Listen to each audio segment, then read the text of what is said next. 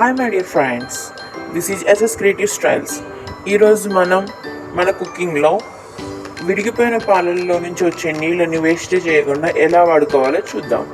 మనం ఇప్పుడు చపాతీలు కానీ పూరీలు కానీ చేస్తూ ఉంటాం కదా, అందులో విడిగిపోయిన పాలతోటి వచ్చే నీళ్ళతోటి చేసామనుకోండి, చాలా స్మూత్గా ఉంటుంది. మనం 2 వేళ్ళతోటి తుంచినా కూడా తునిగేంత మెత్తగా ఉంటుంది, టేస్టీగా కూడా ఉంటుంది. 1/2 లీటర్ పాలను తీసుకున్నాను. అవి పొయ్యి మీద పెట్టగానే విరిగిపోయినాయి. వాటిని ఇంకొంచెం సేపు కాగబెట్టి దాంట్లో కొంచెం వాటర్ వస్తాయి కదా, ఆ వాటర్ని డివైడ్ చేసుకుందాం. నా ఛానల్ని ఫస్ట్ టైం చూస్తున్నట్టయితే కనుక లైక్ చేయండి, షేర్ చేయండి, సబ్స్క్రైబ్ చేయండి అండ్ కామెంట్ చేయండి.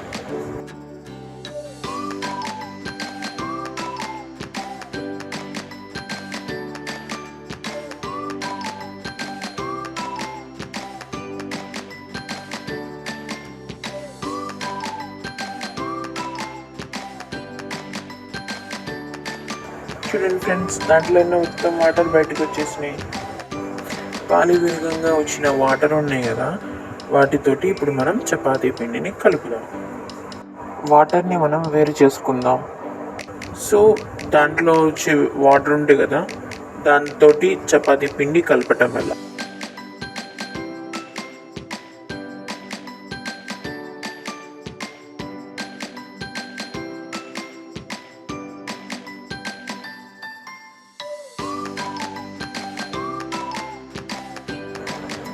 మనం కలిపే చపాతీ పిండికి సరిపడినంత ఉప్పు వేద్దాం.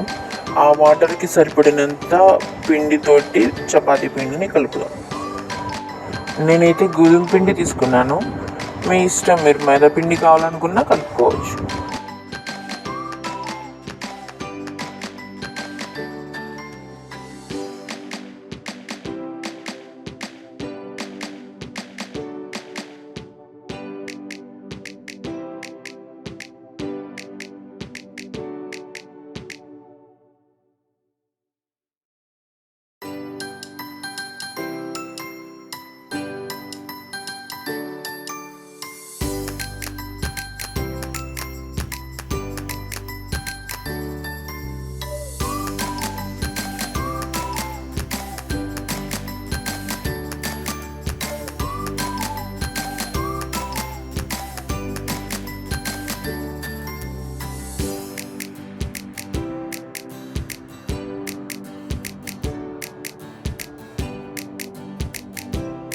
అరగంట సేపు పిండిని నానబెడదాం.